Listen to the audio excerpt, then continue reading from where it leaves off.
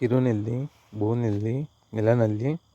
ಈ ಚಿಕ್ಕ ಗಿಡವು ಸಂಸ್ಕೃತದಲ್ಲಿ ಭೂಮ್ಯಮಲಕಿ, ಬಹುಪತ್ರ, ಬಹುಫಲ, ಬಹುವೀರ್ಯ ಎಂದು ಕರೆಯುತ್ತಾರೆ. ಹಿಂದಿಯಲ್ಲಿ ಭೂಮಿ ಅಮಲ ಎಂದು ಕರೆಯುತ್ತಾರೆ. ತೆಲುಗಿನಲ್ಲಿ ನೆಲ ಉಸಿರಿಕೆ ಎಂದು ಕರೆಯುತ್ತಾರೆ. ತಮಿಳಿನಲ್ಲಿ ಕಿಳಪನೆಲ್ಲಿ ಎಂದು ಕರೆಯುತ್ತಾರೆ. ಇದು ಒಂದು ಚಿಕ್ಕ ಗಿಡ.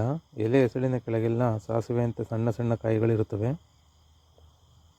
ಈ ಗಿಡವು ಯಕೃತ್, ಕಲಿಜ, ಲಿವರ್ ಮೇಲೆ ಟಾನಿಕ್ನಂತೆ ಕೆಲಸ ಮಾಡುತ್ತದೆ. ಕಾಮಾಲೆ ರೋಗವನ್ನು ಕೇವಲ 15 ದಿವಸದಲ್ಲಿ ಗುಣವನ್ನು ಪಡಿಸುತ್ತದೆ. ಉರಿಮೂತ್ರ ನಿವಾರಣೆ ಮಾಡುತ್ತದೆ. ಉರಿಮೂತ್ರ ನಿವಾರಣೆಗೆ ಇಡೀ ಗಿಡವನ್ನು ನೆರಳಿನಲ್ಲಿ ಒಣಗಿಸಿ ನುಣ್ಣಗೆ ಪುಡಿ ಮಾಡಿಕೊಳ್ಳಬೇಕು. 2 ಚಮಚ ಪುಡಿಯನ್ನು 4 ಕಪ್ ನೀರಿನಲ್ಲಿ ಕುದಿಸಿ 1 ಕಪ್ ಕಷಾಯಕ್ಕೆ ಇಳಿಸಿಕೊಂಡು ಸೋಸಿ ಪ್ರತಿದಿನವೂ ಊಟದ ನಂತರ ಕುಡಿಯಬೇಕು. ಈ ಕಷಾಯ ಸೇವನೆಯಿಂದ ಜ್ವರ, ಉರಿಮೂತ್ರ ನಿವಾರಣೆಯಾಗುವುದು. ಲಿವರ್ ಉತ್ತಮ ರೀತಿಯಲ್ಲಿ ಕೆಲಸ ಮಾಡುವುದು. ಕಾಮಾಲೆ ರೋಗಕ್ಕೆ 3 ಕಪ್ ನೀರಿನಲ್ಲಿ ನೆಲನೆಲ್ಲಿಯನ್ನು ಕುಟ್ಟಿ ಹಾಕಿ ಚೆನ್ನಾಗಿ ಕಾಯಿಸಿ 1 ಕಪ್ಪಿಗೆ ಇಳಿಸಿಕೊಳ್ಳಬೇಕು. ಈ ಕಷಾಯವನ್ನು ಬಿಟ್ಟು ಬಿಡದಂತೆ 10 ದಿನ ಬೆಳಗ್ಗೆ ಕುಡಿಯಬೇಕು.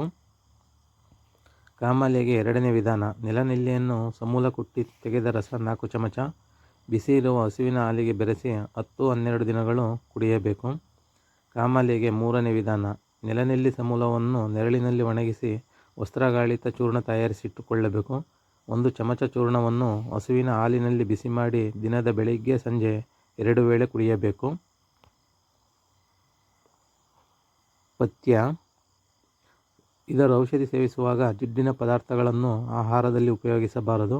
ಹುರುಳಿಕಾಳು, ತೊಗರಿಬೇಳೆ, ತಿಳಿಸಾರನ್ನು ಊಟ ಮಾಡಬೇಕು.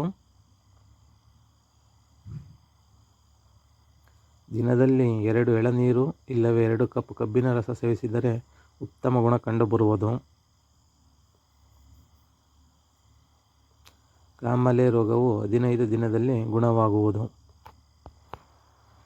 ಮಧುಮೇಹ ನಿವಾರಣೆಗೆ ಈ ಗಿಡವನ್ನು ಹಸಿದಾಗಿ ಜಜ್ಜಿ ರಸ ಸೋಸಿಕೊಳ್ಳಬೇಕು. ಈ ರಸವನ್ನು ದಿನಕ್ಕೆ 3 ಬಾರಿ ಹೊತ್ತಿಗೆ 1 ಚಮಚದಷ್ಟು ಕುಡಿಯುತ್ತಾ ಬಂದಲ್ಲಿ ಮಧುಮೇಹ ರೋಗವು ನಿವಾರಣೆಯಾಗುವುದು. ಕನಿಷ್ಠ 3 ತಿಂಗಳಾದರೂ ಸೇವಿಸಬೇಕು.